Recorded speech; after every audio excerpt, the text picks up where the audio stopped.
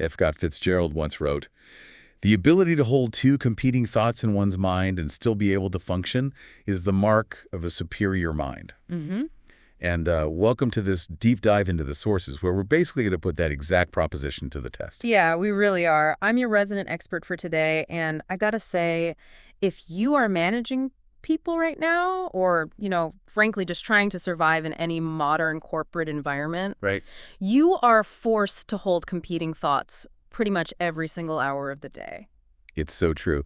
I'm your host, by the way, and Mm. I mean, think about it. You have to hit today's aggressive targets, right? Yep. While somehow, at the exact same time, completely tearing down and rebuilding how your team works for tomorrow.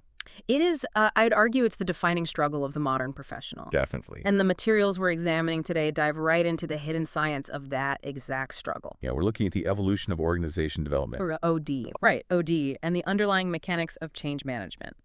And we're pulling from this incredibly fascinating stack of research today. It really is. We've got everything from the psychological mandates placed on today's strategic leaders, all the way back to the incredibly wild, unconventional origins of behavioral science in the 1940s. Which we will get to, because it is wild. Oh, yeah. And then right up to modern case studies. Right. And our mission for you, the listener, is pretty simple today.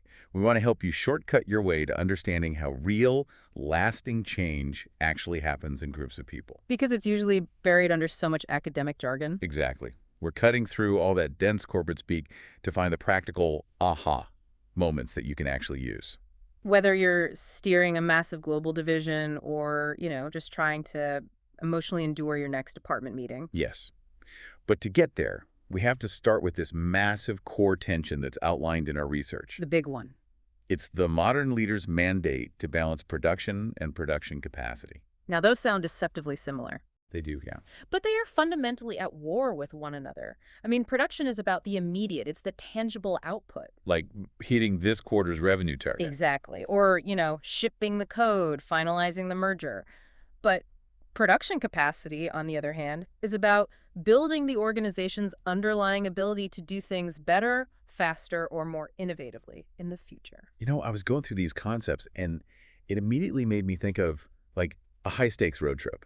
Okay, I like that. Like, production is when you are driving 100 miles an hour down the highway because you absolutely have to reach a client meeting by 5 o'clock. Right, you're moving fast. You are making incredible time. The scenery is just flying by. But production capacity is recognizing that if you don't pull over right now and change the oil, the entire engine is going to seize up and explode. Oh, that's a great way to put it. And pulling over feels terrible. You have to totally halt your production to act like a mechanic, just so the machine can actually keep running tomorrow. What's fascinating here is how the research categorizes this exact tension into two leading theories of organizational behavior. Okay, yeah. They call them Theory E and Theory O. Right.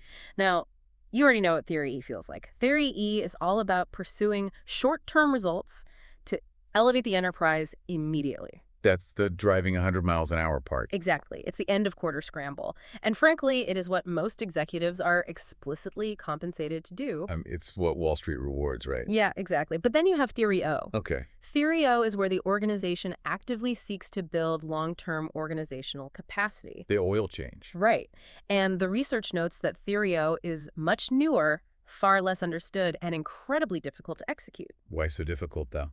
Because it requires sacrificing the immediate high of Theory E. But because it's so difficult, Theory O is really the core focus of our deep dive today. Which brings us to a really uncomfortable truth, honestly. Yeah. Because if Theory O is this elusive holy grail-like, if we want to build this incredible long-term capacity, how do we actually do that without the entire company falling apart? Right, because the research is brutally clear on one thing. Yeah, organizational change is inherently, unavoidably painful. Extremely painful. Primarily because humans, and by extension the organizations that we build, naturally crave homeostasis. We want stability. We don't want things to change. Exactly. We want things to stay predictable. And the research acknowledges that if you just need people to pivot quickly, fear-based tactics actually do work in the short term. Wow, really? Yeah, I mean, fear creates an immediate jolt of compliance. If you tell a department their jobs are on the line, they will absolutely change their behavior today. But there's a massive psychological caveat there. A huge one. You completely burn out their amygdala. Precisely. If there is too much pain, or if that fear-induced adrenaline is required for too long a period, the organization literally begins to break down. Yeah, you can't run a sprint forever. Trust erodes, corners get cut, and your best talent just leaves. You just cannot run a marathon on a continuous adrenaline spike. And a big part of why that change is so painful in the first place is that organizations are historically built to perform within an established order, not to change it. That's a crucial distinction. Right. Like, Yeah. when you look at the structural history of most corporations, Yeah. it's incredibly rare to find one that is actually built to change Yeah. because managers are almost universally rewarded for predictable, reliable results.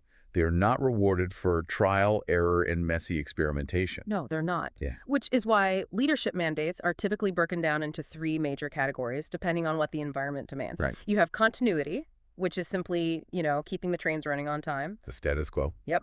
Then you have good to great, where things are stable, but market pressure dictates a need to improve. Okay. And then you have the turnaround, where dramatic fundamental shifts are absolutely necessary for survival.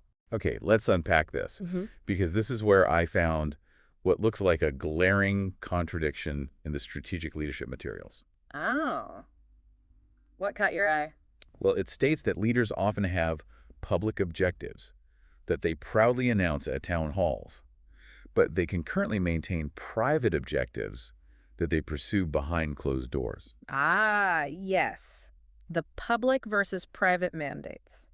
Wait, are we saying that effective leaders are secretly hiding their true agendas to protect themselves? Yep. Because if I'm an employee reading this, that sounds incredibly cynical, like they're just lying to us. I know, it does sound deeply cynical at first glance.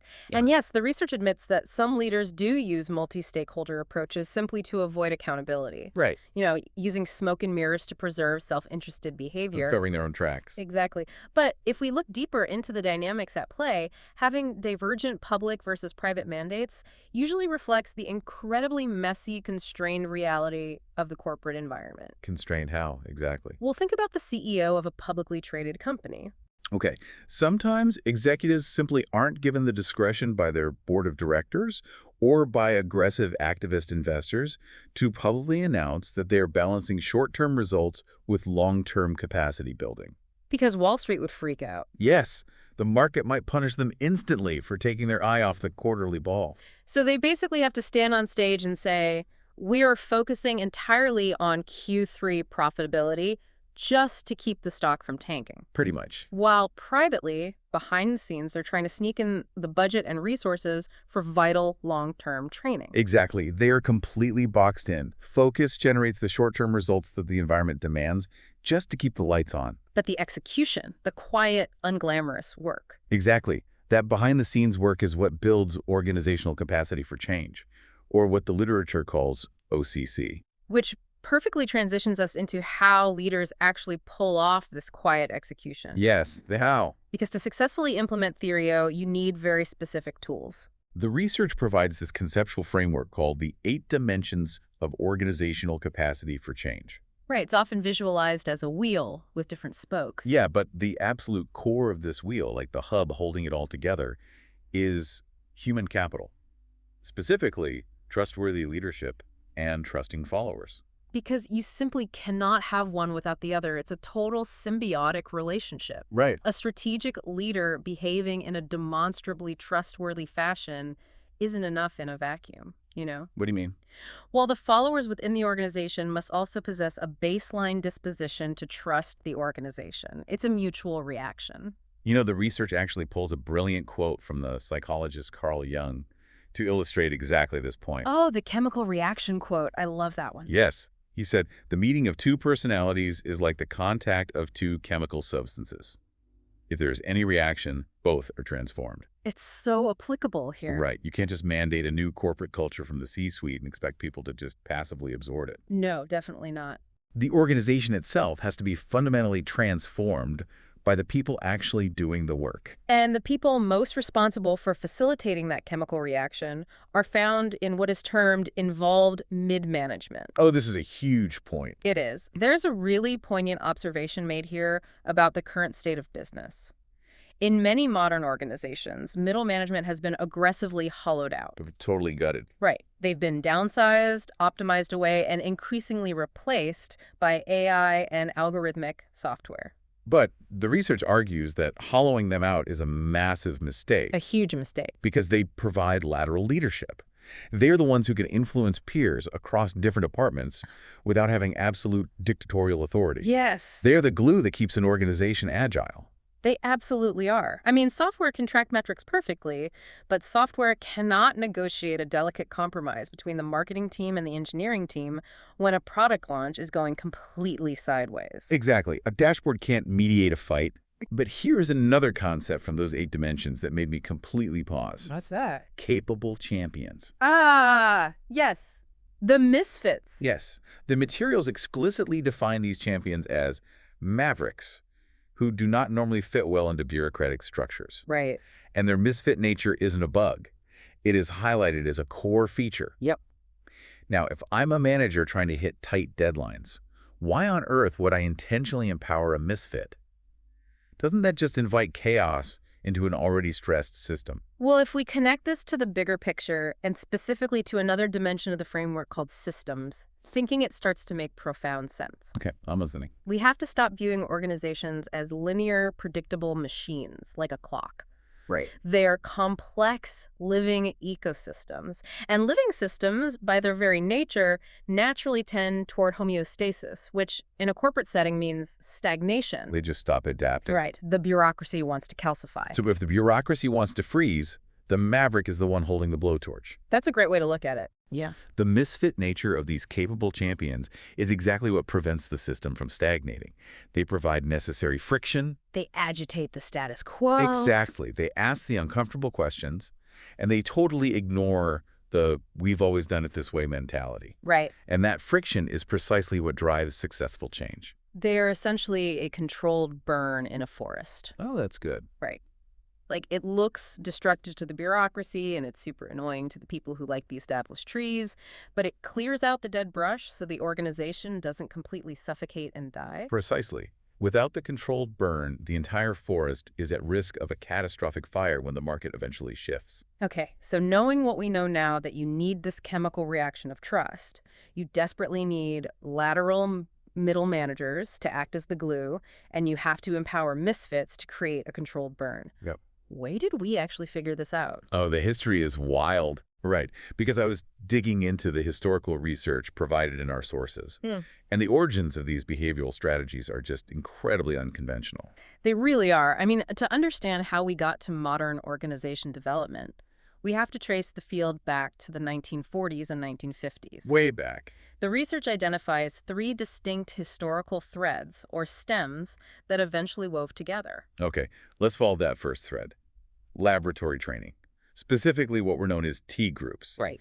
This takes us to 1946, just after World War II, to an intergroup relations workshop in New Britain, Connecticut. Led by Kurt Lewin. Right, Kurt Lewin, a brilliant pioneer. They were essentially running unstructured small group therapy sessions to observe how individuals learned from their own evolving group dynamics. But the anecdote from one of the researchers, Ronald Lippitt, is just incredible. It's honestly one of the great accidental inventions in corporate history. Here's where it gets really interesting. Lay it on us. So Lewin and his team were generating all these profound psychological breakthroughs during their daily feedback sessions. Right. But they were using standard blackboards, and every time they erased the board to make room for new notes, they were literally destroying their own insights. Which is a nightmare for a researcher. Exactly. They were desperate to save this data. So Lippitt actually drove down to the local newspaper, convinced them to donate their leftover end-of-press paper rolls, brought them back, and had a cutting bee with the staff to slice them into standard sizes. I just love this image. And then they taped them to the walls with masking tape. They literally invented the ubiquitous corporate flip chart out of a desperate need to preserve psychological breakthroughs. It is a wonderful detail. Is and it? in a matter of days, you go from deeply experimental group psychology to creating a piece of standard office equipment that is still in every single boardroom today. That's so good. But, as innovative as Lewin's T groups were, they had a fatal flaw, which is what forced the field to evolve. Hmm. Initially, they were bringing total strangers together for these unstructured sessions. They called them stranger T groups. Okay. But early practitioners like Herbert Shepard, Robert Blake, and Douglas McGregor soon hit a massive wall. Because context matters. Exactly. You can't take a person, put them in a vacuum, give them psychological enlightenment, and then drop them right back into a toxic, broken company and expect them to thrive. Right. The system just crushes them back into their old shape. Wow. Treating the individual without addressing the environment they work in just didn't stick.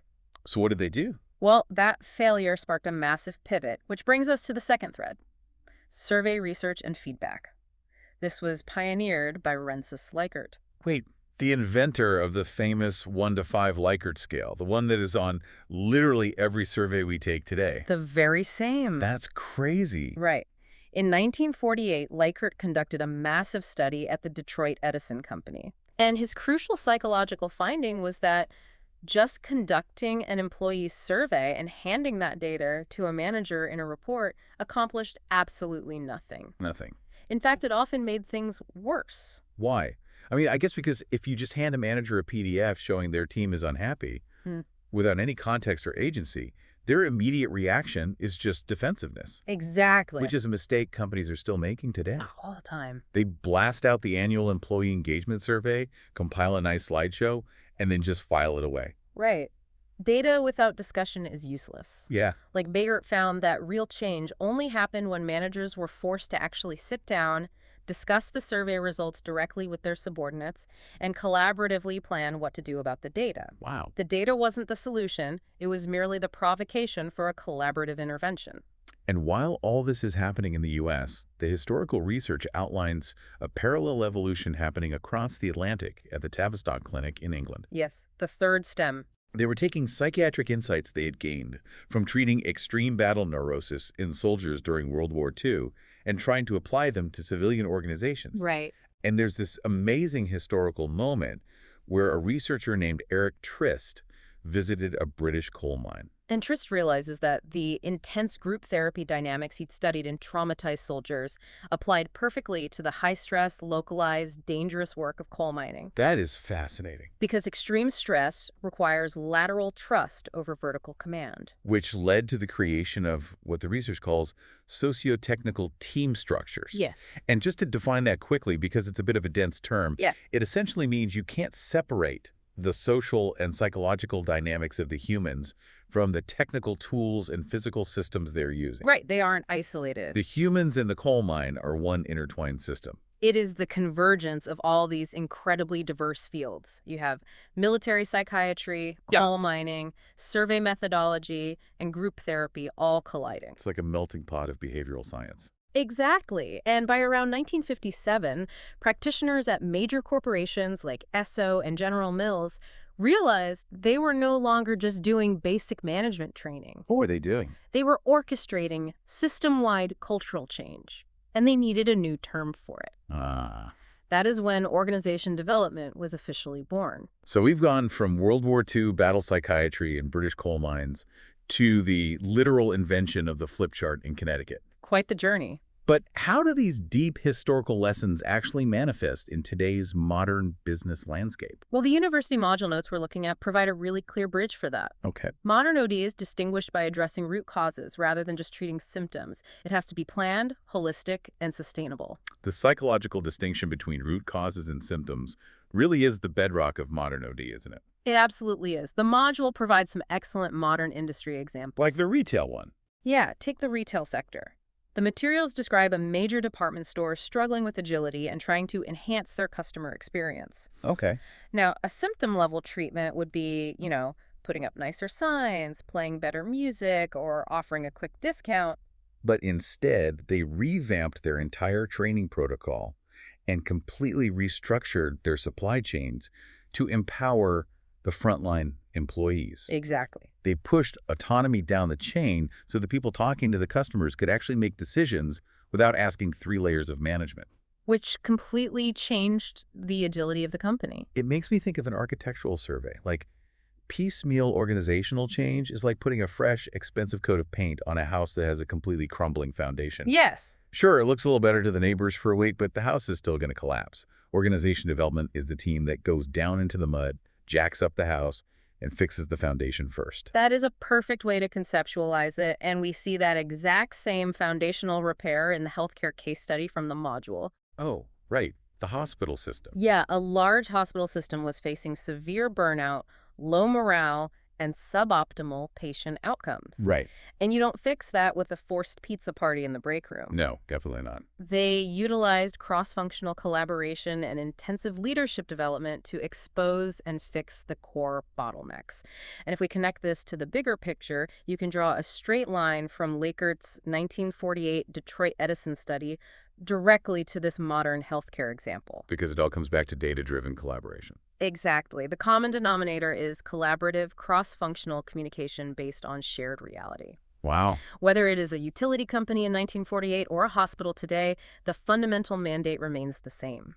Leaders must actively shift away from traditional vertical command and control structures and move toward fostering lateral engagement. You have to involve the people doing the work in the process of changing the work. Period. Which brings us right back to the human element of why we work in the first place. It does. The university module prompts actually bring up Hertzberg's motivation hygiene theory and asks how those motivating factors have evolved today. This raises an incredibly important question, especially when we consider everything we've unpacked today about how organizations function, how they stagnate, and how they change.